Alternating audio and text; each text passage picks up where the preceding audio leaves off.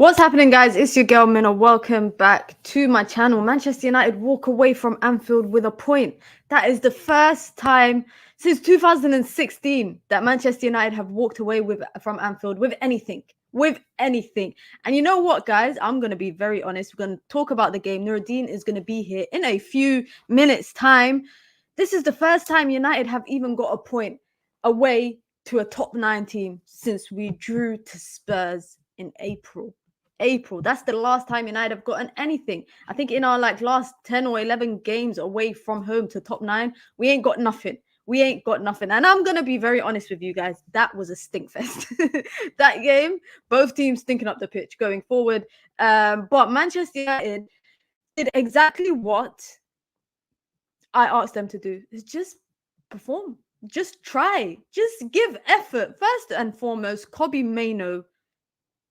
I'll say he's not the player of the game for me, because for me, Varane. But Kobbie Mainoo, that kid is going to be a star. Like, I'm saying it now, and I'm going to say it again. He is easily, technically, our best midfielder. Ahead of Amrabat, ahead of McTominay, ahead of anybody in that team. He is easily our better option. And that says a lot. That says a lot when an academy player is your best midfielder by miles. It's not even close. By miles, he is our best defender. It's as simple as that. Raphael Varane, I'm not going to lie. If I see him on the bench again, and it's not for any purpose other than fitness, me and Ten Hag are going to have some serious problems. Back to back has dropped 2 great games. And today, rock solid. And he won every duel, every battle, every fight. And you know what? I'll be very honest. If Liverpool were any more clinical, it would have been a different story. But even so, if Manchester United were even more clinical, United had probably had, I would say, the best chance of the game. I'll be honest. Manchester United, for me, had the best chance of the game. Rasmus Højlund should have put it away. There were so many chances that United could have got something. At one point, I'm not going to lie, guys, I thought United could nick it. I actually thought Manchester United could have nicked it. And it seemed like a lot of Liverpool's game plan throughout the game was to shoot from outside of the box. Every player putting themselves on the line. How many blocks did I see? I can't even name how many blocks I saw. So many blocks. Michael Oliver, you rat. You're actually disgraceful referee. Diogo Dalot got sent off for dissent twice. How do you get booked for dissent twice in 10 seconds? And the funny thing is, guys, we didn't even see I didn't see the altercation. They were showing us a replay of Diogo Dalot actually tracking back and getting the ball off Mohamed Salah. Next thing I see is a red card. I thought Amrabat or someone got red carded. Because I didn't even see his yellow and I did not see his red. I did not see his yellow and I didn't see his red. All I saw was him getting sent off because of the replay. And I was so confused. I genuinely thought it was a player that already had gotten booked, that had done something off camera. But for me, that was just unusual. People are going to talk about that potential handball against Luke Shaw. That's not a handball, man. That is not a handball. It came off his body. It ricocheted off his body, then onto his hand. That's not a handball. But it seemed like Liverpool's game plan throughout most of the game was just simply shoot. Shoot from outside of the box. Shoot from everywhere. Cut in, shoot. And it just didn't work. It did not work. And you know what? I'm not going to lie. If anybody else is kind of more clinical in front of goal, it could have been a completely different story. And I saw Virgil van Dijk's interview after the game. Oh, he is so rattled. He rattled Roy Keane. If you guys were watching on Sky, and if you saw Virgil van Dijk's post-game interview, he basically said that one team is walking away happy with a point and the other team isn't. So he's basically saying United is celebrating a point. And Roy Keane just went on a tangent. He went on a mad one on Sky. Him and Sturridge getting into it. It was actually kind of entertaining to watch, I'm not going to lie. And a reporter from TalkSport was actually reporting on Twitter that Virgil van Dijk and Andre Onana had words in the tunnel, and Virgil van Dijk said to Andre Onana, "We only played 60 minutes of a game because of you, i.e., like you were just wasting bare time." I don't know if that's actually true, because I don't know, but it's a well-seasoned reporter from TalkSport reporting that. But if that is the case, he was rattled. He was rattled. I'm not even going to do like an analysis of the game. I'm just going to wait for Nuradeen to come through because obviously I want to hear his thoughts about the game. And you know what, guys? Going into that game, remember, I didn't give a prediction. I never said we we're going to lose. I never said we we're going to win. I never said we would draw. I just said I want to see a decent performance where people are actually trying. You know, it felt like for a long time we couldn't string passes together. It felt like, you know, we'd get to the midfield and we just did not know what the hell to do with it. But defensively, Manchester United, rock solid. Honestly, Diogo Dalot, I was looking at him a bit sideways before the game today, did very well. Luke Shaw, I was looking at him a bit sideways, did very well. Johnny Evans and Raphael Varane did not put a foot wrong at all. At all, they did not put a foot wrong. Bear in mind, Erik ten Hag still playing them on the opposing sides of where he normally plays them. Varane is still playing on the left, and it seems like Johnny Evans is still playing on the right. But for me, absolutely like the defense got the point. You know, the defense got the point. The attack maybe could have got 3 points. I feel like Liverpool, every time the ball was kind of going into our final third, I felt confident enough in the backline. I did feel confident enough in the backline. However, it's crazy because I think Liverpool had about 30-something shots on goal and it was like only like 6 on target. And I think half of those shots came from outside of the box. So clearly they had instructions to just shoot at Onana. They clearly had instructions to shoot at Onana. I will be very honest with you guys. That was the ultimate mid-off.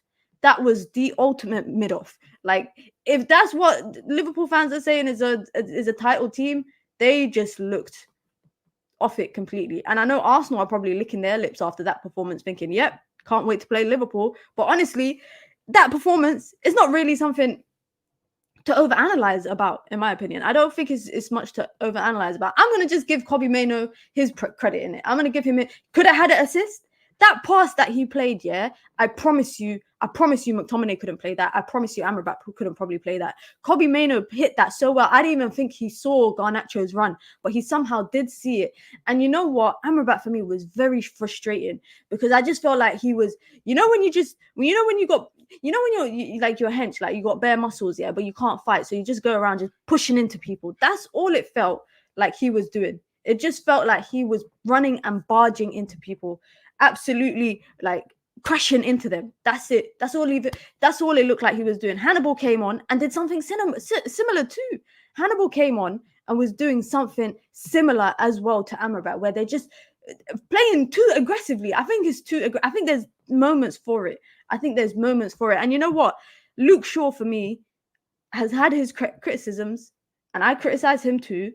Full 90 minutes today, and he did very well. Mohamed Salah, I forgot, like Darwin Núñez, Mohamed Salah, that Liverpool front line, it seemed like they were just out of sync. Again, they were doing that thing where there was a thing that Darwin Núñez, if Dalot got sent off for what he got sent off for, descent times 2, Darwin Núñez should have been in the locker room at halftime in that case, because it was literally the same thing. It was literally the complete same thing, just that Darwin Núñez did it in the first half and Dalot did it in the last couple minutes of the second half. It's as simple as that. If you want consistency in the league, if you want consistency from refereeing, then just be consistent with your decisions. I don't think that Dalot thing should have been a descent times 2 kind of thing. But if that was the case, then Darwin Núñez should have been in the locker room at way before halftime. He should have been sent off for the exact same thing. But big up to everybody in the chat. Where's Mina getting the kh in Salah? Oh, but it's Salah in it. There's no kh in it. It's ha. It's Salah. That's how I'm pronouncing it. In English, you say Salah or Salah, but in Arabic, I'm pretty sure how I would pronounce it is Salah. That's how I would pronounce it, Mohamed Salah. It might be pronounced differently by everyone else. Sure, checking his pockets tonight for the Egyptian belly dancer. He was him and Amrabat look like they're getting ready for AFCON. I can't lie. The way they were bodying each other and like running into each other nonstop, they look like they are both getting ready for AFCON. Big up to Julian, says, praise the 2 pivot game plan. Ten Hag finally did that. It was a hard watch, but a point is a point. Mainoo needs to keep playing. I rate him higher than Garnacho, for example, and the latter is playing a lot lately. I agree. I think I rate Kobbie way more higher than Garnacho. I feel like Kobbie is more complete at this age. in comparison to Garnacho. I feel like Garnacho still has some things to develop on, whereas Kobe, I feel like Kobe's just good. Yeah, I feel like equally Kobe is just already good. Like it's actually kind of crazy. Big up to Ridwan says both teams had one clear cut chance. Although Liverpool had 34 shots. That's 34 shots in a game. It's crazy. And the fact that only 6 is on target. Why is not Van Dijk talking about that? Van Dijk is talking about, oh, one team's more happier to walk away with 1 point, whereas we're upset. My brother, you had 34 shots on goal and only 6 on target. What is that statistic? I'm not a mathematician, but that's about 20%. That's even less than 20%. That is actually piss poor. Big up to VK with the super chat, says, have a smashing week ahead, Mina, and everyone. Super chat times 2. I appreciate it. Big up to Nuradeen, who has just come through. Oh, wait, he's disappeared again. You guys keep saying, where is Nuradeen? He's here. Big up to Nuradeen. How are you doing, my brother? Yeah, big up people. Big up Mina. Lovely to connect. Listen, how are you feeling about a point at Anfield? Yeah. So I'm from a different generation, innit? Like, we used to go there and batter them. We used to beat them. They used to huff and puff, but we used to beat them. We used to let them huff and puff. The crowd used to go crazy. And then it would be like a Rooney winner, you know what I mean? It'll be like a Tevez, or it'll be someone like Andy Cole, Dwight York, or Jamie Carragher putting it at the back of his goal. You know what I mean? That's what I was used to. Considering everything, from what most of us thought, it was going to be a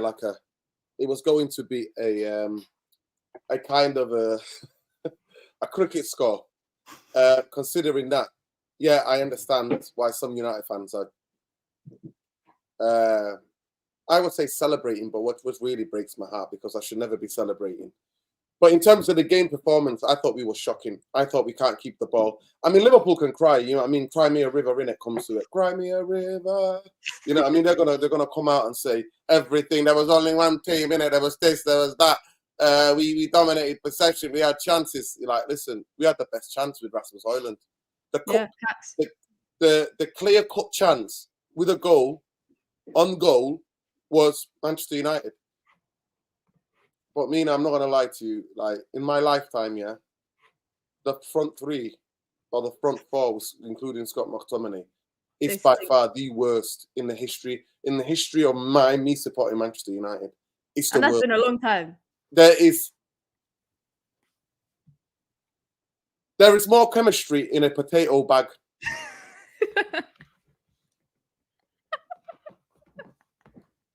Honestly, it's simple. My God. I swear to you, there's zero sizzling, there's zero spice, there is no chemistry. And Anthony, he worked hard and all that, but I didn't buy it. We didn't spend 80 million for you to work hard. As a Manchester United player, that's the minimum. So I get caught up with it as well, like, oh, United fans, but he put in a shift, didn't he? He put in a shift. No, when you're there, we've got 4 against 3. 4 players against 3. I need you to either take a shot on goal and score, or play the pass that gets somebody in a chance on goal. It's unbelievable. But in terms of Scott McTominay, I mean, I knew he was going to make him captain. Yeah, same. And now we're not going to get him out of the team. But I counted in that first half 8 to 7 times. And I've been kind to him. That's me being kind. Where, I mean, I don't care what people are saying that, but he's not played that position. I don't give a damn if you're playing centre half. I don't care if you're playing fullback, right wing, left wing, striker. If you get the ball 7, 8 times, and either your first touch is so horrendous, the other players just kind of tidy up and take it away from you, or you can't pass the ball, then get off the damn pitch. Get off the damn pitch. And this is where I'm confused. For one thing, let's get into the positive. We'll come back to it. I thought the double pivot. I'm choking in the words because I'm talking about McTominay. Because I'm like, that's crimes against football, Mina. I'm telling you, that's crimes. There is actually crimes being committed in the middle of a football pitch. And you shouldn't, there's enough laws in the game. There's enough know-how. There's enough, it takes a lot to get a footballer on that football pitch. Why are we witnessing that crime? Like, there is literally crime. If you look like you are a League 2 player. Mina, I've seen League 2 players. My friends run Sunday League teams. I see more guile and more control than the chubby hold-type brownie. If you know, you know. Brownie, chubby as hell. Seriously, we got a big game the next day when I help my friend out. He goes out, gets smashed. He's like, I've had 20 pints last night. But he's got more guile on the football pitch than Scott McTominay will ever have in one toe. How? How? It doesn't make any sense to me. But anyway, the positives.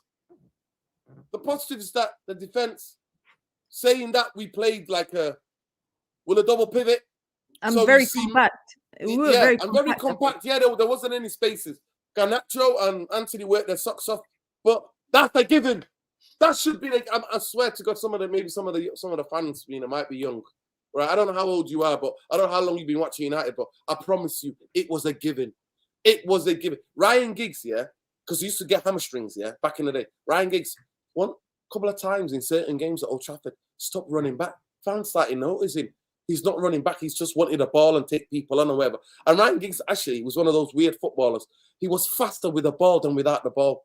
Yeah, he would travel at a lot faster speed with a ball than without the ball. So we're seeing him and we're thinking, Mina, this is a league winner, treble winner. He's getting booed right, left, and centre, home and away. He's getting booed. Why is this decorated footballer? I think he retired the most decorated footballer in Manchester United history, right? Yeah, he did. So he was getting it. And because the United fans, forget your goals, it's the minimum. When you put the red shirt on, it's the fucking minimum. But obviously, with everything that's been happening with the club, with the clown owners, with the imposters, the vultures, and their bankers, there's absolutely all those ethics, all that work ethic, all that's gone out the window. Those people have grabbed the Manchester United shirt and spat on it and stamped on it. That's what they've done. So then when there's no values, for me to hear that he's worked back, and even for me to repeat that talking point to myself and go, well, he put a shift into, that's the minimum. Manchester United wide players, Mina, even when we were shit in the 80s. I wasn't watching United in the 80s. I was somewhere in East Africa as a kid, as a toddler. But people show me the videos. Wide guys, entertaining football, shooting towards the Stretford, home and away, get the ball out wide, get it. Do you know what I mean? The people be able to isolate people. And I see that, and the only opportunity there where I thought Garnacho could have done better today was it was an 18-year-old passing to a 20-year-old. Let me repeat that, people, again. It was an 18-year-old in midfield, right, passing the ball in behind, I think was it Gomez or one of them, maybe Alexander Arnold, in behind one of them. And if his first touch was a little bit better, he would have bent it into the corner. But it's that touch. Because I actually think the United forwards don't even take it because they think the ball is going to be shot. They think the ball is going to be shot. But it's what they're used to. That's what we were used to, the ball being behind and the ball being shot. So it's, that's the only positives that I could say. In the second half, we did, but the first half was dreadful, Mina. I think it was the worst football game I've seen in the Prem this season. Easily. From both teams. If this is what they hyped up to be Super Sunday, that was dead. But I want to know. It's the biggest game in world football, but it's the biggest game in terms of the world. It's the biggest game in for the worldwide audience. It's the biggest game.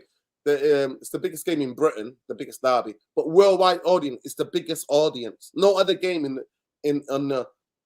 internationally, globally gets more eyes on it than this game. But listen, do you think it's a different picture if Bruno was playing? Oh my God, no, get that fraud out of my face. He actually, at times when we connected in the second half, we looked a bit better. Let's be right here. Let's be right here. He's a fraud. You would have seen him. You know what? The biggest thing, Nina, it's not about this when he's on the ball. As somebody who I play Saturday, Sunday League, I'm not going to lie to you. It was drilled into me, it was drilled into me about positional discipline. It was drilled into me. When you're a kid, as a kid, you grow up football. Everybody wants to be a striker. Everybody wants to go forward in it. Everybody wants to run around. Everybody wants to get on the ball, right? When I started to play for school, I got to learn about positioning. And when I play Saturday, Sunday League from the age of 16, positioning, our manager used to just scream, midfield, and he's talking to me. Because I was in the pivot, right? That single pivot before that position was named. I was the base because I had the stamina to be able to go up and down and chase people back. So I remember being told do not vacate. Do not go on. The right back is having a difficult time. Make sure you give him, or the left back, make sure you give them the pass, more crisper, so that they don't have to take many, they don't have to fight for it to get it. But one thing I was ever told, unless we're under a lot of pressure and we're getting overloaded on one side, never leave position. And Bruno Fernandes, he's a criminal. He's another criminal in terms of positional discipline. When times are going hard, he thinks I can play right back, I can play centre back, I can be the number 6, I can be right back, I can be right winger, I can be. He goes everywhere. And I'm not gonna lie to you, I would hate that. I'm like, vacate this space. If I need you in a defensively, if I need you and the other team is harder the better of the game, and I want you to be next to me, I'll tell you, don't come into my space. Facts. Come into my space. So today, did I see that? No. I saw positional discipline from both Kobe.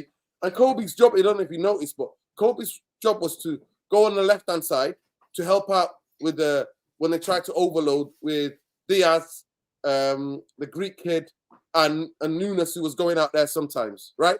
So that's what his job was, right? Amrabat was on the right-hand side helping out Luke Shaw, right? So at the end of the day, I saw a bit more defensive. McTominay is crap, but he wasn't running around to try to get on the ball. He wasn't. He wasn't headless. He wasn't. So for me, honestly, the best game I've been to, I know whatever like this season was Crystal Palace at home in the League Cup, in the Haribo Cup, sorry, because it's the Haribo. No Bruno in that one either. No Bruno or Rashford in that game. No Bruno or Rashford. Even when Rashford came on today, I don't think he really was involved too much. I don't really feel like he was. Some of the substitutions for me were very they weren't really impactful. It was Hannibal coming on, Palestri coming on. It didn't really do much for me. My what I was most irritated with was on a counter, and it seemed like Liverpool were there for the taking in the last 15 minutes. Anthony kept doing this thing where he tries to cross it with the outside of his boot rather than crossing it with his right foot, and that's what happens when you're one-footed. Is he was forcing this outside of the boot pass, which is either under hit or over hit. And he did it once, landed to McTominay, edge of the box. I thought McTominay was going to hit it. And I can't remember what he did with the ball. I think he went out wide to Luke Shaw. They recycled it and then lost possession. It was if someone just pulls the trigger there, Alisson, did he even have to make any saves? I can't even remember. Maybe one. Yeah, just one save I think he had to make. Big up to Aminal with the super chat says, Mr. Structure, can Maino be better than Rodri? What a G. One thing I kind of shy away from is putting Kobe Maino on this world-class level yet. He's a kid. He can be that. His ceiling can definitely be that. But let him grow naturally before we start saying he's a superstar and he's going to be the best in the world. Can he be better than Rodri? Maybe. But he's not there yet. So let him kind of get there organically. What do you think? 100%. If you go to my Twitter, Mina, you can search. 3 years ago, I was excited about Kobe. 3 years ago, I was screaming about him, and then I realized what people did to Garnacho and what people, the kid the winger that plays for Luton. I forget his name. He's Alanga. Not Alanga, sorry. He's got wavy hair. Tafe Chung. Yeah. I saw him have one bad game for Manchester United, and then I saw him trending for 3 days straight. In terms of Manchester United Twitter, he was trending 3 days straight. So then I thought, you know what? Honestly, if all you have to do is go to Mr. Structure, on Twitter, type in Manu and see how many times I mentioned and how excited I've been. And I know people who know the kid. You know what I mean? And I thought, you know what? That's what we're doing. So with that, what we're doing is hyping him up. But you know what? It shows you. I don't blame the fans, Mina, because there is literally scraps. So the only thing Manchester United ever had is hypotheticals. If my uncle was my auntie, if Bob down the road was Joanne, you know what I mean, next door. That's what we've got. That's what Manchester United fans have had to deal with because how crap. So in terms of, we have to almost fantasize. We have to fantasize, go, oh, he might be this. That's all we've got. And I'm not here to put pressure on him, but you see the composure. You either have it, I'm sure did you ever play football, Mina? Yeah, I did. Yeah. So innit? When somebody's touch, the first touch is everything, innit? The first touch, second touch is everything, and the composure is something that he can get better. Now, can he develop the other aspect of his game? And I've watched him in a youth team. You know, when we won after 11 years. Yeah, the FA Cup. We won the Youth Cup, the FA Youth Cup. And no word of a lie, everybody was excited about Garnacho, but I was excited about Murney. Because I went to 4 games at Old Trafford. So it was a semi-final. And then I went to it was a quarter-final, semi-final, and then the final. And I remember watching that and going, this kid, because what they would do with him sometimes, Mina, is that they would play him sometimes a number 6 if the team needed it. Then they would give him number 8, and then they would turn him into a number 10. You know what I mean? So those 3, they were teaching him how to play in both 3 positions. So for me, I think he's got way more to composure because he's composed in the last third. You know, in the last third where you need to be cold and play that pass, that's where he composed. So looking forward, where do I see him? I see him more as the 8-10, like literally, because I see the composure in him because he's always got that intensity and that bite and that positional sense. But yeah, he can be whatever he wants to be. But at this football club, he might have to leave this football club, Mina, if I'm being honest with you, to go to the next level. I've seen people saying that. I've seen people saying that his best years might come outside of this club, which would be sad. It would be really. Mina, it's not sad. I'm actually pleased for him. For him, it would be good, but as a club, because we're not destroying another young talent. How many have we destroyed? Listen, we are the vampires that suck the blood out of talent. That's what we do, Mina. We suck the life out of players and managers and coaches. That's what Manchester United have done. The club is rotten. But in terms of the game, I thought his composure was really good at times.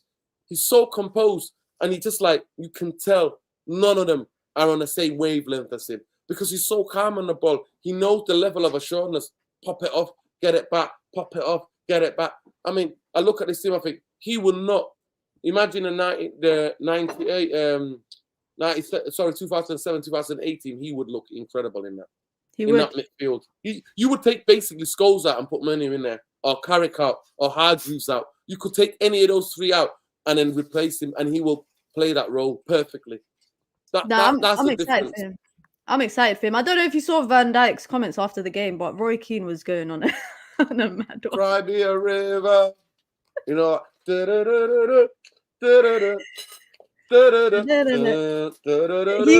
was so rattled. I don't think I've seen Van Dijk that rattled after Liverpool dropping points. There's no pressure in it. They had to win today because Arsenal and Villa won, so the pressure is on already. And everybody's touting them to be part of this league conversation. They might have got the result, but they've not been playing well. I've got some of my family are Liverpool fans.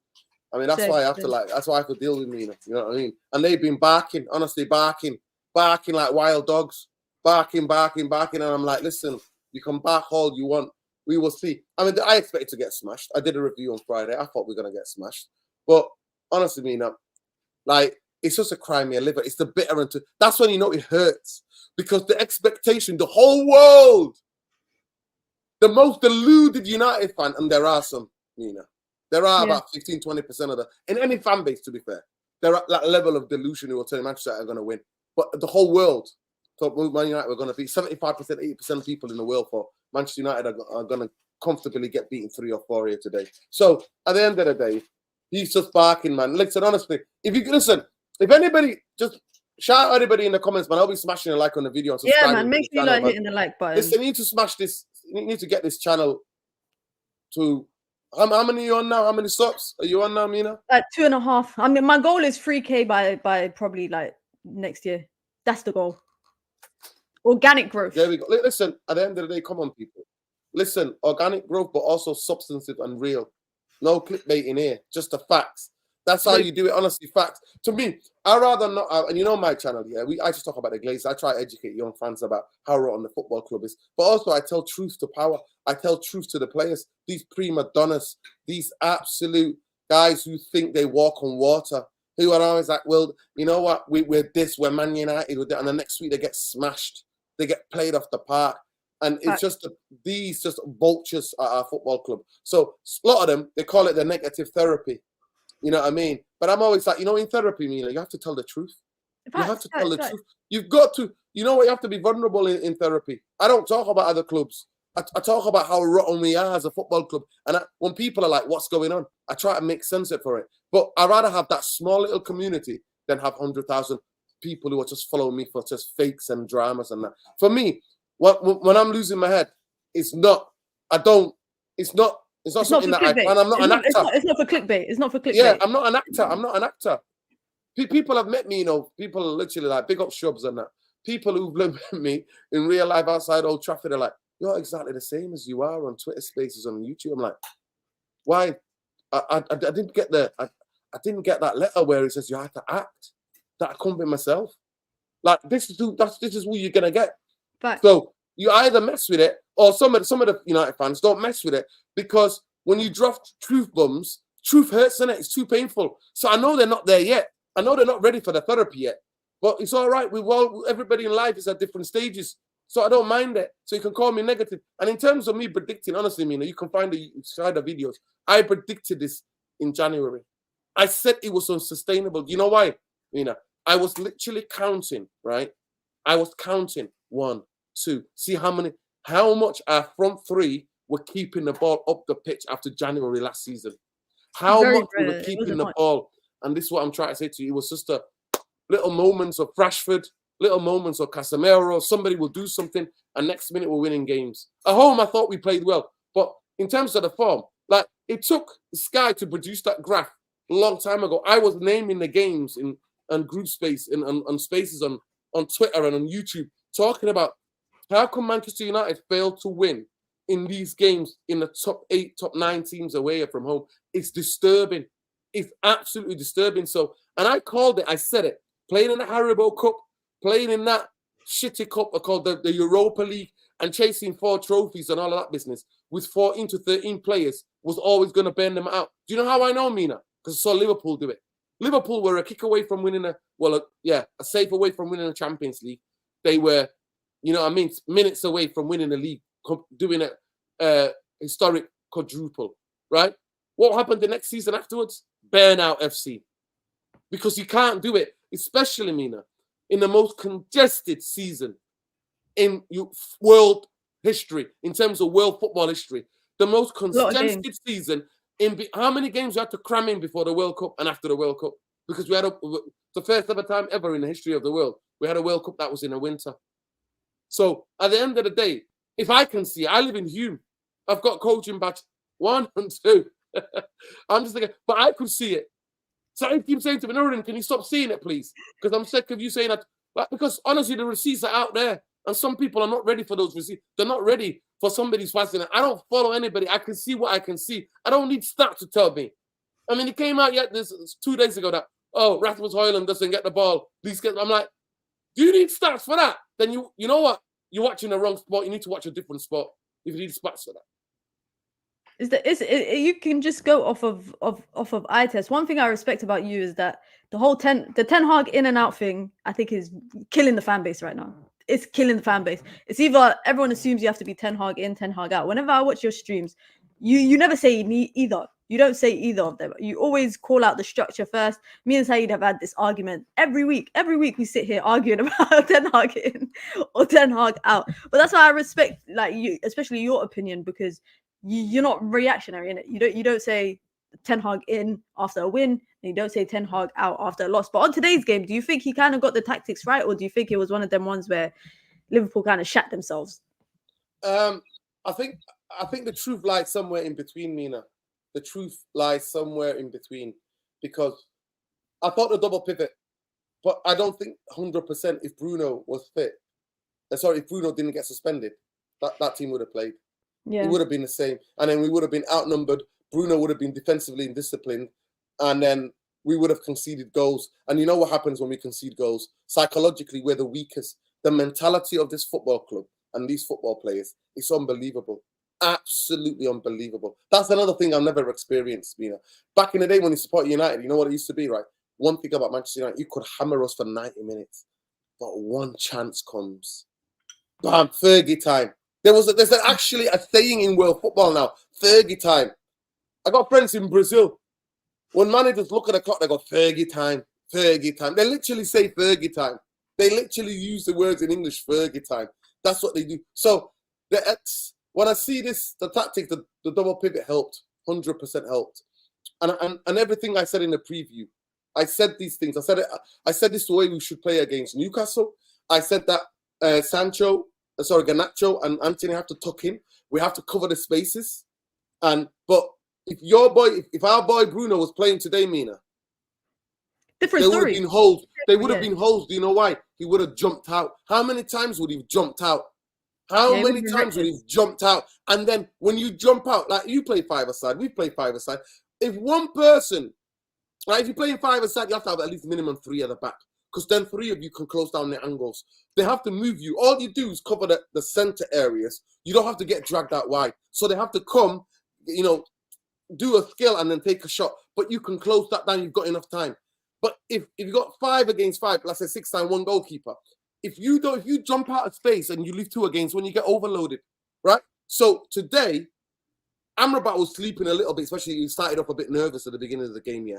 And towards the end of that, and actually that was a tactically the shocking thing actually, where the Hungarian kid was running in the back and they found that play. They found that play to get it inside and then out wide. So 1-2, and we never do 1-2 because we're not good enough to hold possession to do the 1-2. But tactically, I thought he got it right on the whole. He got it right. But Liverpool, like I said, at the end they were just shooting for shooting's sake. I think that was their instructions though, but maybe because they for so long. Exactly. Mina, come on, Mina. I would shoot too. I would shoot. Mina, when you got a goalkeeper that's throwing balls in the back of the net, Mina, come on. Like, who are we kidding out here? Like, you know what I mean? When he was kicking the ball out, I was like, David De Gea used to do this. But you know what David De Gea used to give me? It's spectacular saves, one-on-ones. Where once where I used to close my eyes and go, it's a goal. And then we go, great save by De Gea. I mean, talk about the fan base, Mina. Talk about the fan. The fan base got gassed and giddy of 1 game in the Champions League. Of 1 game. And Mina, we're talking about Italian football here. I never get sucked in by Italian football. You know Italian football, Mina? Literally, the clubs own the player. People, I don't know if you know or people know. You know, in Italy, like you're chilling, the things are not going. They've got training camps in the middle of the season.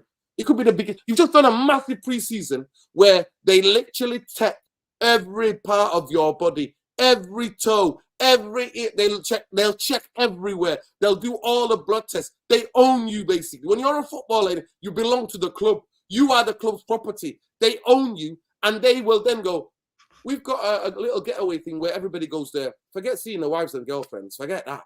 Everybody's going. I swear to God, honestly, I'm not lying to you. Look it up. People agree with you in the chat. They say that's very true. This is what happens. So at the end of the day, in Italy, when I look at that and I see him and I see, you know what, Inzaghi is a fantastic coach, and he's literally got patterns where Unana can hit the ball to. He's usually in midfield. It was hitting the ball to midfield. He always had like 3 options to hit the ball to. There was always a triangle, right? Manchester United, none of that exists. Eric Ten Hag thinks by playing that. My biggest criticism is that he thinks by playing games the players will get it. By playing games and repeating the same. No, players never get it. You know where they fucking get it, Ten Hag? They get it on the training ground. You drill it again and again. And I do it honestly. I did it with my friend. I'm telling you, the Sunday League team. I helped him drill the back 5, the goalkeeper, and the back 4. And every time one of them's on the ball, there are 2 options, Mina. 2 options. Today he was just hoofing it to Garnacho was in an aerial battle with Kanate and Trent. It made no sense. It made absolutely no sense. Well, that's what I'm saying to you. So they watched him in 1 game in the Champions League final, and because Pep Guardiola says he's a fantastic player, and when they said, I'm like, Pep Guardiola said Harry Maguire's a world-class defender. And look where that turned out. Look how that turned out. So stop telling me about what Pep Guardiola did not invent football. He's a very good manager. Yes. He has a style of play. Yes. But he did not fucking invent football. So stop telling me about what Pep Guardiola said. Nana, I'm telling you now. I said, honestly, Mina, I said, if you're ever going to get rid of David De Gea, go and get the youngster, because at least then, with young players, Manchester United can forgive. Yeah. I said, go and get Diego Costa. Go and get Diego Costa. Go and get Diego Costa from Porto. Go and get him. That's what I said. And people are like, but Unana. I'm like, Unana, get the hell out. That's all I'm saying. Unana, get the hell out. Get the hell out, man. You're a fraud. Big up He's a fraud. to MUFC. Been a member for a month. Big up says, I'm Ten Hag, doesn't matter because he is not the problem nor the solution. If you want to be like MUFC, you can. You can join the membership. It's the pinned comment in the chat. Show says this is the most swearing ever on Mina's channel. It's all right, man. I let Nuradeen do that. He gets to be him. I won't ask him to change himself. I won't ask you to change yourself. I'm sorry, Mina. I'm working class. I'm a working class man. That's how it is. We swear. I'm sorry, Mina. Apologies if youngsters are watching. Apologies, but Manchester United do it to me, though. They do it to me. I'd rather be here, Mina, saying, "Oh, look how wonderful that was!" Carrying out the superlative, going, "I don't want you fabulous! To like. What a beautiful pass!" But I'm sorry, I don't. I've got you telling me about me swearing when my team can't string 4 passes together. That was the worst thing I saw today. Was especially in the first. For me, the first half was probably the worst performance I've seen. Not just for United, but even for Liverpool. Like it kind of made me think like, if I knew Liverpool were going to play like that, I would have even said before the game United could nick it.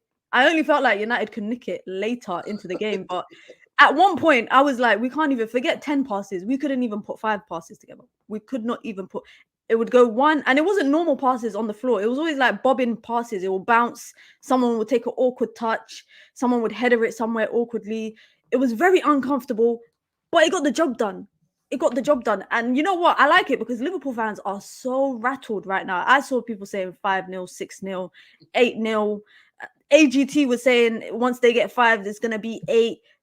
Literally, one of my siblings, Liverpool fan, was like 3-0. I'm more happy at the fact that Liverpool and Van Dijk is rattled. Roy Keane was very rattled as well by what Van Dijk said. What did he say? I didn't hear it. What did he say, Mina? So Van Dijk said obviously that the other team was celebrating a point and the other team is angry about a point. And then Roy Keane was like, well, you play for a team that's only won 1 trophy in 30 years. Him and Sturridge were going at it on Sky Sports. The Sky Sports presenter just looked very uncomfortable while they were arguing for like a good 5 minutes. Wow. You'll probably see the clips. See the clips online. I think Ten Hag has saved himself some more time. It will be interesting how they go from this to the West Ham game and then Villa game. Well, I'm going to make a prediction right now, Mina. If we go to the single pivot, Villa will overpower us. Their midfield, honestly, I'm not lying to you, one of the best performing midfielders in the Premier League this season, and everybody's sleeping on him. You know, it's by far Kamara. He was available on a free last summer. Imagine he was available on a free last summer, and he went to Villa. Everybody's looking at the City reject next to him, but honestly, I'm not lying to you.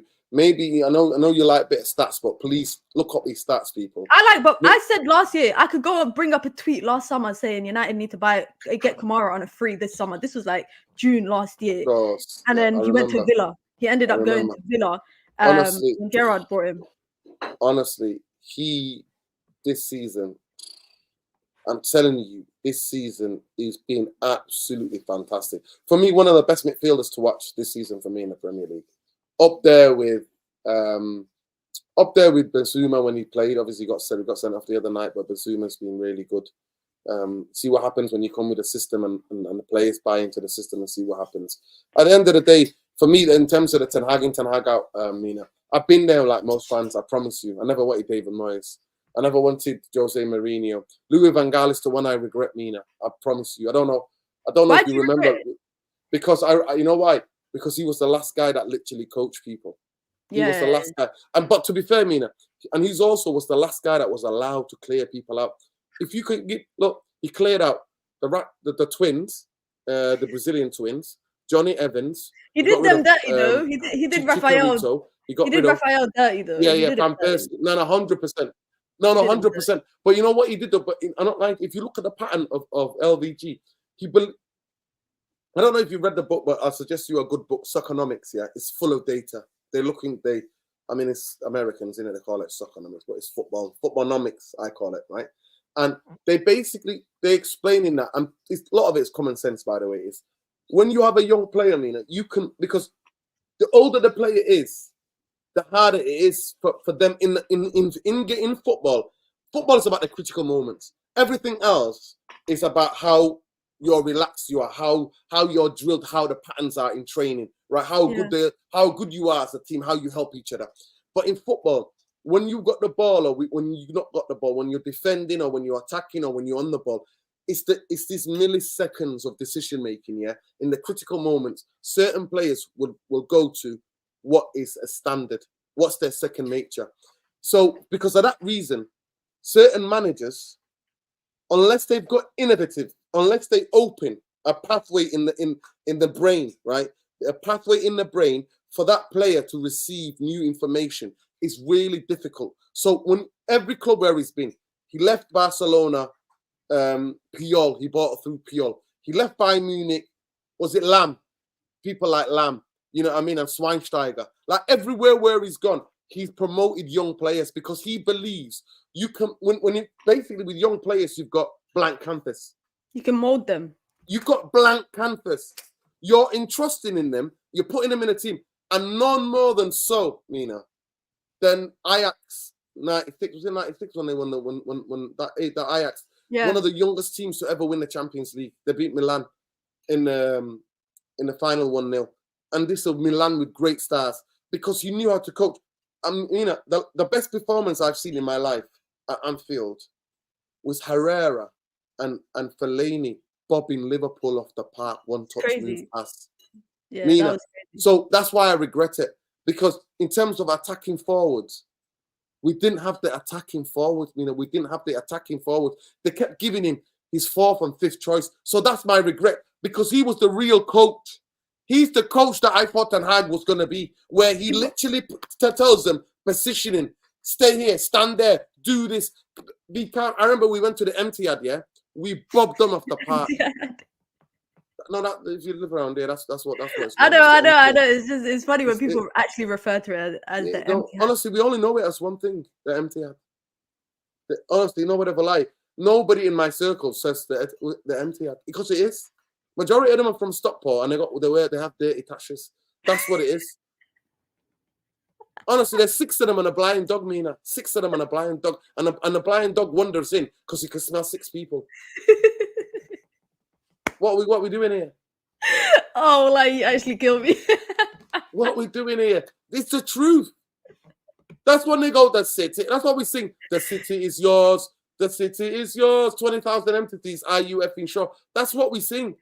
That's the truest. That's probably one of the most truest songs. The other true song is that we've seen it all. We wonder a lot. What is really kind of Wikipedia pagey. That's why I call that song. You know, that I sing it, but I still get a bit of cringe inside, because then it means that, you know, the Glazers have damaged this football club. So now that we can sing that we're in the history pages. So he's the one that I regret. And Jose made me lose my hair.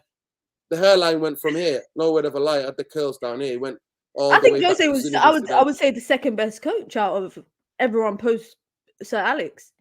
Mina, I promise you, if you were sat at Old Trafford on a wet Tuesday night or a wet Wednesday night, I've been to a lot of games under Sir Alex, under Jose Mourinho. And what did you think? Be honest. I came back sick. We lost to Everton at Old Trafford 1-0. Lukaku scored, I think it was. I came back sick. I came back home because it was pouring rain. My mum was pissed at me that day because I missed uni the next day, and I was so unwell. My mum was livid. Look. So this is what I'm saying to you. Missing uni. This is a long time ago. Because of Jose. There's the famous. You know the whole reason why I got on fan cams? Because somebody pointed to me when I was about to get my bike and go home. Right? And fans came out. It was the Crystal Palace 0-0. I'm sorry to say, but I'm never staying in a stadium watching that shit. I'm honest. Maybe you could say I was spoiled, but I at that time I was living next door to people who were going United since the 1960s. Right? These people like in their 80s, right? And they were at the stadium. They were like, we don't mind getting beat, but teaching Scott McTominay to pass the ball back in the 85th minute when we need a goal and clapping him. That's not how we do it. So for me, Jose, first of all, I think he could work at a time. He's a checkbook guy. He needs to do it his way. If you're not going to fully support him, then there's no point. Do you know what I mean? You're not going to fully support him. I don't get it with United. It's like they've over supported Ten Hag. They've let Ten Hag do everything. And the other managers not so much. Mainly because this strategic review or this cash that they wanted or this potential sale, they knew that was on the cards. That's why they were like, okay, we need, because honestly, we're broke, Nina. I don't know how much you know of it, but I know we're very poor. We're very poor. So Manchester United are basically we're a million, just bottom, I think 1.2 billion in the debt. So we own about 500 million. We own 300 million to clubs for transfers, like the Anthony, the likes of even still Casemiro, the likes of Varane, even we still own a Sancho, some of these Hoyland now. So we owe that money, and then we own 200 million pounds to the banks. I think more than that. I think more than that in interest. It's more than 200 million. No. That's not the interest. That's just the own. That's the credit card for transfers. Oh. Right. Okay. So we owe 300 to the clubs, then we own 200 or 300 to the banks. That's why we're using FFP as an excuse, and all you have to do is take away the debt. FFP. And it's good as gold. FFP, all that money. If you're paying all of the money that you're paying to the interest down payment, goes into parts of the transfer window. That's it. I'm putting a proper wage cap, but we don't do that. So that's how it is. Honestly, it's heartbreaking and it's a shame. But like I said, he's the one that I regret. So I don't mind them being Ten Hag. I understand why they're Ten Hag. But Mina, I don't absolutely believe, like people say now, Harry Potter was going to get the job and he was going to come with his magic. What's your thoughts on that? On Potter? Listen. Do you watch Harry Potter, Mina? Do you ever watch any of the films? Yeah, I've watched it. Okay, can you tell me one character that is all right, something happens to them and then they turn old and shrivel? That's what he became. He became Harry Potter, like the demise of Harry Potter. He aged a lot at Chelsea. He aged by 20 years. I saw my man's the bags under his eyes. I saw my guy go grey. I thought Ollie was bad. Ollie was looking like Precious at times at United at the height of it. Precious. You know what I mean? If you know whole type. That's what Ollie was looking like. I'm not here to see another man suffer like Ollie did, right? I actually rate him. So let's say, Mina, if Manchester United was a stable football club, so we had a top-down structure, bottom-up structure, healthy football club, we were just hiring coaches to coach the players and to get the best out of the players, and we had a healthy mix of young players who are on first or second contracts who had the capacity to take the new innovative style of the coaching, I would say yes. Are we that club? Are we anywhere near that club, Nina? No chance. So if you throw him in, he'll be out within 7 months. I'll say if Harry Potter came to United, he'll be out within 7 to 8 months. It might be quicker than Moyes. That's true. Quicker than Moyes. At Brighton, there was hardly any pressure to remember. At times, he was going 9 games without a point, 9 games without 3 points, like 9 draws, some mad stats up and down. That's what his form's been. Even like someone like the Serbi, like if Manchester United is stable and he doesn't have to manage the whole club, because Ten Hag has to manage the whole club. That's why they backed him. He has to manage the whole club and sort everything out, because we got imposters in it, like Murta. We got imposters like Arnold, the banker. You know, I mean, even though he's gone now, but he's still got shares, by the way. Do you know that? Richard Arnold, Matt Judge, and Ed Woodward, they've all got massive shares in Manchester United. So they're not going anywhere. They will forever be here. They're the major shareholders. Yeah, they're major shareholders in terms of the shares that they own, the Glazers. But they're all from Bristol University. You know that, Mina? Can you imagine that? Fergie leaves. The boys' club. And we get 3 Bristol University finance and marketing bankers. It's unbelievable. But we don't have that stability. So, Mina, the reason why I'm not Ten Hag out is because I genuinely do not believe it takes one person to fix this. And if you believe that, we'll be sat here 2 years, 2.5 years, or 18 months' time, going Bob out, Jim out, Tommy out, you know what I mean? Alonso out, whatever, fancy words, Zidane out, you know what I mean? Do you know what I mean? We'll be saying the same thing because the club is rotten to the core. You just mentioned Jim, which made me think of Sir Jim Ratcliffe and Ineos coming in January, because it sounds like a lot of people that I speak to, whenever I speak about, like, whenever we talk about United, whatever, people are like, just, you know, let them make the decision, blah blah blah. But do you think like anything's going to change given the fact that the Glazers is still major shareholder? The Glazers are still a major shareholder.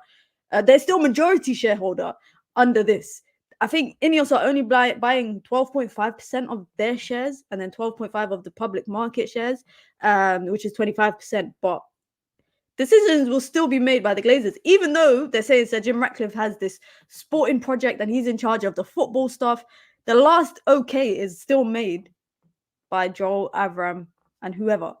So the main decision maker is Joe Glazer. That's why he hides. He never comes. That's not the guy with the ponytail, is it? That's not the one with the bald he's head the and the clown. ponytail. He's the one that spends like almost like half a On the billion private jets. on private jets and puts it back onto the club. Embarrassing. It's embarrassing. But Joe Glazer is the guy. So what is alleged from what the report that originally came out when said Jim won it? Basically, if I really hope I'm proven. So I'm gonna call it. I called it already, but I'll call it for your audience, right? It's nothing but a 2-bit fancy vanity project for him. And the Glazers have always wanted an investment more than they wanted to sell the football club, especially Joe and Avram, right? So he's basically, for me, he's Judas. He's worse than Judas. Because you call yourself a Manchester United fan. You're not a fan. You wanted to buy Barcelona. You wanted to buy Chelsea, and this shows you, Mina. I was actually a person who was putting it out there in my campaign for the Glazers to go. I've been doing this for how many years, right? 4 years, nearly 5 years. My campaign to try to raise the awareness who owns the football club, try to educate United fans, the things that they need to know, the detail they need to know about their football club, other than just shouting "manager out."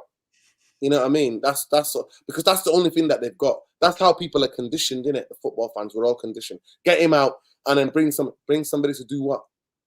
So to repeat the same pattern. But anyway, so for me, the 25% is nothing but a vanity. He's giving them that money that they need to stay. The major shareholders still the Glazers. And for me, I actually, if you look it up, people, you can look it up. Go and look up the Ineos curse. Look up what happened to the boat. The guy used to chase the World Boating Championship. Look what happened to Mercedes.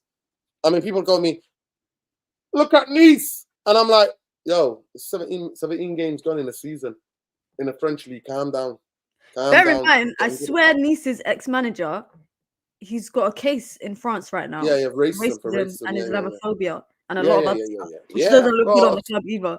Yo, listen, that's a Tuesday in France. You know what I mean? There's racism here, Mina. You know what I mean? I'm not going to have to tell you you're a woman of color, like one black woman, 100%. I'm not going to have to say that to you, especially wears hijab. I don't even have to like explain that to you. I can only imagine what you live like. I know what my sisters go through. I know that, you know what I mean? I know that I keep an eye. I'm always worried about my sisters.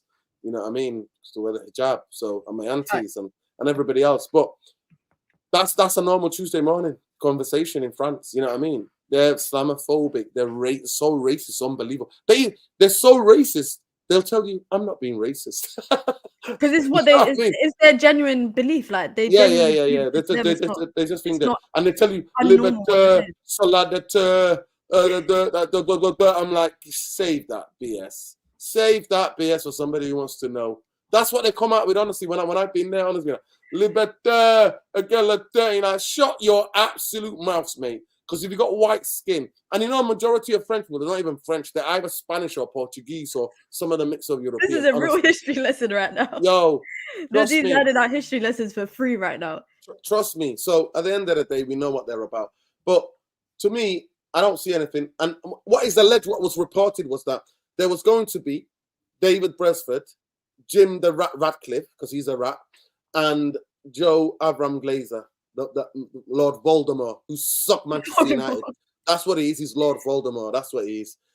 Those three are making. I'm like, so what is Joe Glazer doing being part of the football department? What does he know? This is the person I've got it on good info. Somebody I trust, Mina, who sits in a director's box at Old Trafford, said to me when him and that other clown, I mean, the Baldy Mohican Muppet, you know what I mean? No, what's it? What was the mullet? That's it. The Baldy mullet, the only Baldy mullet in 2023. That is Avram Glazer, right? Him, United's conceded a goal. They both jumped up and thought United scored. They don't be at Old Trafford often either. They don't know. They celebrated a goal we conceded at Old Trafford because they thought we scored. And the guy said, they don't know the rules. So what is he doing? What is he doing in the footballing department making decisions? Because they're keeping an eye on their club. That's why. Mina, you're talking about a guy that we have to wake him up for him to people have to make calls and wait till he wakes up in Miami. That's ridiculous. Yeah, that's ridiculous. So this idea that Jim the Rat's gonna fix anything, like I said, all you 25 twerkers, strippers, we will see. We will see if I'm right or you're right. We will see. We will see. You might get certain people, but the decision making, they've got the bigger shares. As long as they're still there, I don't think anything would change. That's why I always said 100%. But you know what? Everybody keeps telling me Jim's the richest British guy in the world. He's in his turnover 60 billion profit a year. So why can't you buy them out? Just buy that. Listen, just buy their 69% shares out. Why are you buying 20?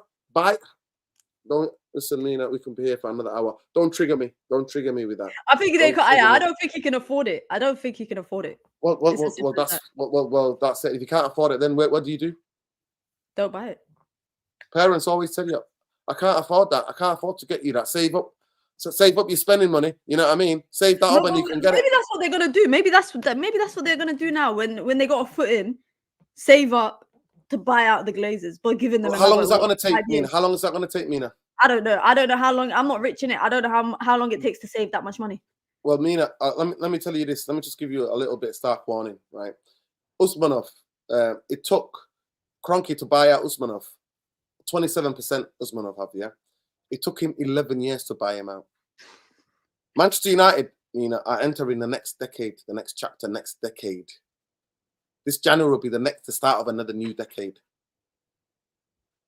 Yeah, it'll probably be another decade of the Glazers still involved. Still heavily involved. In terms of the next few games, what do you think? We got West Ham, we got Villa at home, and then we got Nottingham Forest. I think I'm going to the one on Boxing Day, if I'm not mistaken. I think I might be going to that one. I don't know what that game is. That's Villa, I think. Yeah, that's Villa. So I said that's the game that's dangerous for Ten Hag, because the past couple of games the fans have been booing in it. They booed. Are they booing him or are they booing? No, they're booing the players. They're booing the players. They're booing the performance and the players. They're booing the players. But the boos then will have to come back to him, because people are emptying out the stadium, Mina. I'm not going to lie. I don't know if the 75th minute, 80th minute, I've seen. Yeah. People like all corners. And the biggest thing what I say about Eric Ten Hag being sacked, I always tell the Eric Ten Hag out brigade that if the Glazers see it by 12 points of top 4 or top 5, I mean, I don't think we're going to have that coefficient of top 5, because Manchester United and Newcastle are both out of the Champions League. So it'll be top 4 again. The time when they look at it and think they can't get top 4, that's when they'll jump. But if he goes back to the single pivot, if Manchester United off the ball, if the ball don't work as hard as they have done in terms of parts of that game, then Villa will beat us. West Ham will beat us easy. Scary sight. It's a scary sight. Where do you think we're going to finish this year in the season? Where do you think we're going to finish, or where I would like us to finish? I guess you want us to finish top 4. No, I want us to finish 9th. No Europa League. No Haribo. No, none of these. I want Manchester United to go week to week, and then at the beginning of the season, I would go and get a coach that tells me what he's going to do, what he says on the effing tin. Because Eric Ten Hag, I thought I was getting that guy, Mina. I thought I was getting that guy, and I'm like, why are you buying Onana? Why are you buying Anthony? Why are you buying Lisandro Martinez? Why are you buying these players if you're not going to play triangle 4-3-3 football? With you know what I mean, with 3-1 build up, where everybody's going there and everybody can fight and everybody can gonna give these guys mentality and turn them into mentality monsters. If you can't do that, then see you later. So me, I want to coach Mina, because I know we're not going to challenge for Champions League. Mina, what's the point of qualifying for Champions League? Right? We're just there. At times we fail to get out of group, and at times we get knocked out. It's only for Glazer vulture money, isn't it? It's only Glazer vulture money. We're just there to make up numbers. We're just there to participate. That's it, really. Exactly. So I need Manchester United to have a season without European football, and see if a coach can actually coach the players to actually week by week and plan the games and run where we've got maybe 18 or 19 players that can actually play the style and the system that So when the one player is missing, you don't notice the drop. I'm wishing there. You know what? For me, if we make a top 4, then something remarkable has to happen. Either the other teams in there have to have woeful middle and the end of the season, or we have to just somehow do some Harry Potter kind of magician kind of thing. Pull it out of the hat somehow. Honestly, do some sort of like Houdini trick. You know what I mean? David Blaine levitating business. That's what we have to do. David Blaine. We have to David Blaine it to top 4 people. I'm telling you, David Blaine it to top 4. Houdini to top 4. And the only Houdini I see is Scott McTominay. He does the biggest trick in football anybody can do on a football pitch. That's disappear. Disappear. But he was captain today. He done a captain's job. He done a captain's job today. He did a captain's job today. He literally stayed. Listen, he stayed. Bruno would have lost his head. Bruno would have lost his head as captain, I think, especially in that atmosphere. I'm not gonna lie, the atmosphere didn't sound as great as I thought it would. It's meant to be. No. You silenced them. It was a library in there, Mina. Honestly, it was like, I thought at one point. Listen, it was the council house that was turned into a library. You know, I mean, I'm a working class guy. I'm not dissing it, but that's what United fans call it. But the council house became a library today. You know what I mean? It was the library. Honestly, it was like, shh. So, you know, that annoying teacher used to have. That's literally, it was yeah, the atmosphere was quiet. But I think Scotty honestly, I think he did a good captain's job today. But on the ball, he ain't going to be a captain again anytime soon. But Mina on the ball. What are you giving him on the ball? No, on the ball, I said, if you go check my Twitter, I said this is a criminal offense that Scott McTominay gets to be captain and he gets to play. Forget that he gets to play on a normal week in, week out. But the fact that he's captain today, I think it's actually a spit in the face of the likes of Raphael Varane, the more experienced players. Johnny Evans, yeah. The last time Johnny Evans played at Anfield, he won. He won. Why shouldn't he be captain? And I don't think captain is a big deal. Honestly, I think the armband at this point with the club is kind of like pointless because I've seen it means nothing. It means nothing. It's got no value. It's got no value right now. But I think it was a kind of a spit in the face of Varane and Evans. I think just on Varane, if he does get dropped after this, then the manager clearly has an agenda against him because he was our best player today. I think Evans was good. Shaw was all right. No, it was Varane. I've got to give it him. I mean, I'm one of these people. I was really scathing about him and Casemiro against Galatasaray at home in that rant that everybody saw. But because I'm like, what's the point of having experience if he means F all to me? You know what I mean? But today he was good. But to be fair, anybody would have been good today because everybody positionally was in the right places. And Liverpool, sorry, Mohamed Salah, he wasn't good. Call a spade a spade. Darwin Núñez, he's trying to fight people more time. He's more time trying to fight people than put the ball in the back of the net. Luis Diaz and Anthony, if that is the standard of South American football, yeah, the standard of South American football is poor. Worst 2 examples of South American football today. Well, I'm not gonna lie to you, Diaz is usually dangerous though, but today we cut out. You know why he loves that jump. You know that jump skill where he pretends going down the line and then he jumps inside to get the shots off. I thought tactically we blocked that today, so he couldn't go anywhere. All he could do is pass the ball. He was, and I felt like every time they tried to come in, there was a moment Darwin Núñez had the ball and everyone just stopped. Nothing was happening. Like there was no movement. I swear the game, I felt like it stopped for like a minute because everyone was just standing there waiting for the net. And then he tried to take a shot. But someone in the chat said, how do you feel about Luke Shaw? I think they already know my views. They said that he feels the same way about him as I do. So I want to know. Yeah, I actually prefer Luke Shaw as a centre half than I ever prefer him. I think he's a coward. And that's a hard word to throw around, which I threw at Freya were because to me, what the football that we play with a lot of this team, there's a lot of cowardice in this team. But he is. I think in the centre half, he actually defends. On the Ollie, when we first got Ollie, we played a game at Old Trafford at Anfield. Sorry, at Old Trafford. And he played that day, we played like 2 wing backs, yeah? And he played as a third centre-half. That's the best performance I saw against Salah that day. Of any, and this was Salah was on the up, you know what I mean? Salah and Mane were clicking, you know what I mean? And he played that 1-on-1 as a third centre-half, Salah, cut out that space. But as a full-back, all I have to turn your time back to is what Saka does to him. How much to me? So it depends what you like in it. Like, that's abuse. Like you know what? It depends what you like. How I watch football, I will always have my players who play with aggression, play with physicality, play with tenacity, play these are the words that describe the type of player. And one thing I do not like, what I hate the most, Mina, is players who are running back into their box. So for me, that I call that cowardly.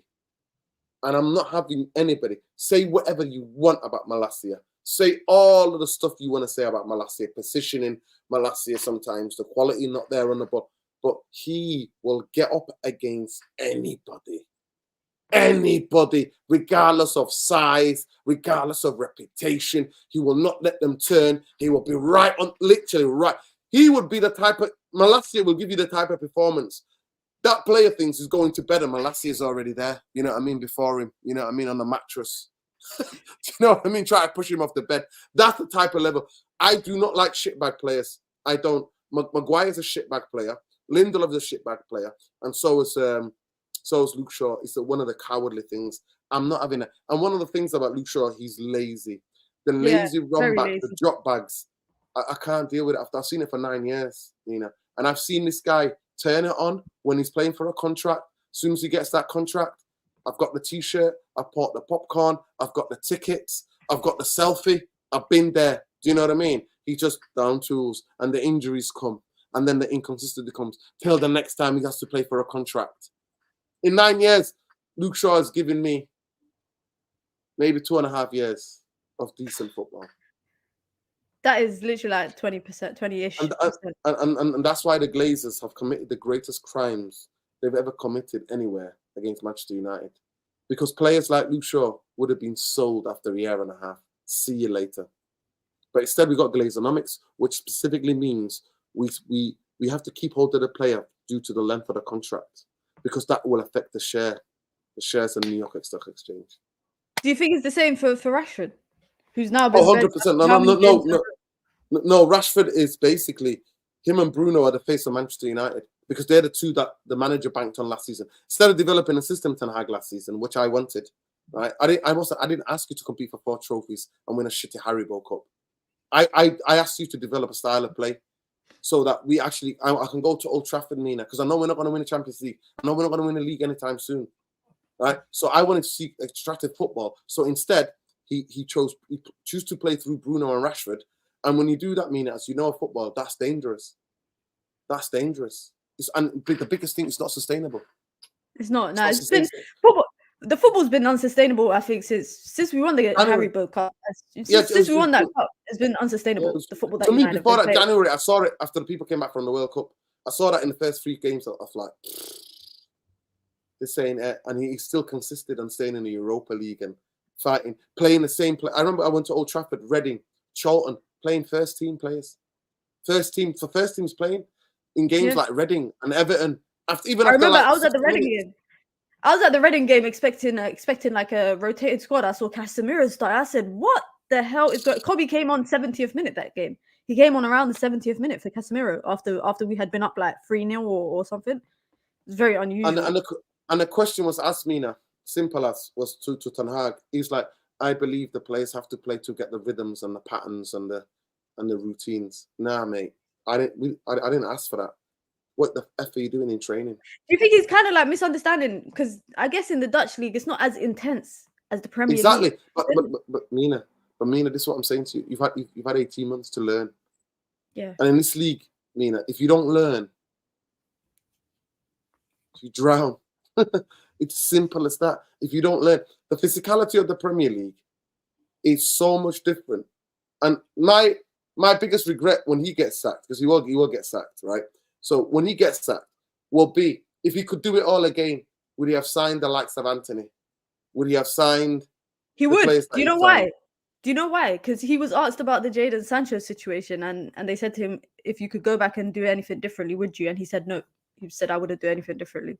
This is to say, okay, they've clashed heads, exiling him from the first team, banning him from the senior part of Carrington.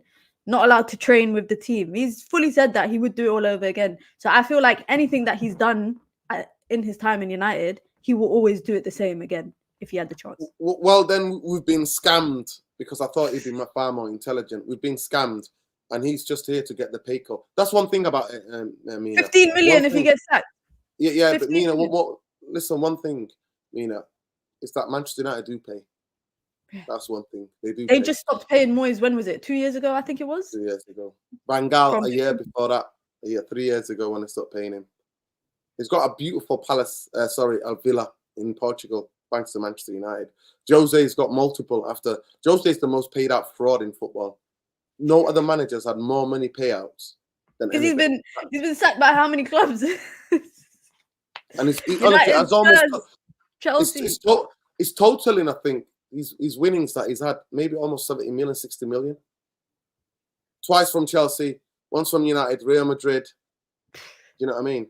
It is what it is. But listen, Mina, I need to go and get some food before I do my match reaction. But big up. Listen. How many likes we got on the video? How many likes is on the video? We got over 100 likes. But everyone else, be sure to hit the like button on your way out. Make sure you guys, it's actually tagged in the comments. So make sure you lot go and subscribe to Nuradeen's channel. He'll be live in about an hour and a bit, I think, for his post-match reaction. Be sure to go and subscribe. If you lot want him back, then let's get the likes to 150. Yeah. Let's get the likes to 150. 100%. We'll be back. We'll be back. But listen, subscribe to the channel, people. It's the least you could do. The least. Subscribe, like, share. That's all you could do. So help the sister out. How many black women are talking about football? How many? Right. How many? You guys heard him. You lot heard him. If you can't support them, then you're all fraud. You're all like the Glazers, stingy. You lot don't want to be like them. You don't want to be like Lord Voldemort's. You don't want to be like Precious. Stop being precious with the likes and the shares, people. And the subscription. Big up to Nuradeen, man. We'll be back soon, of course. Until next time, guys. Peace.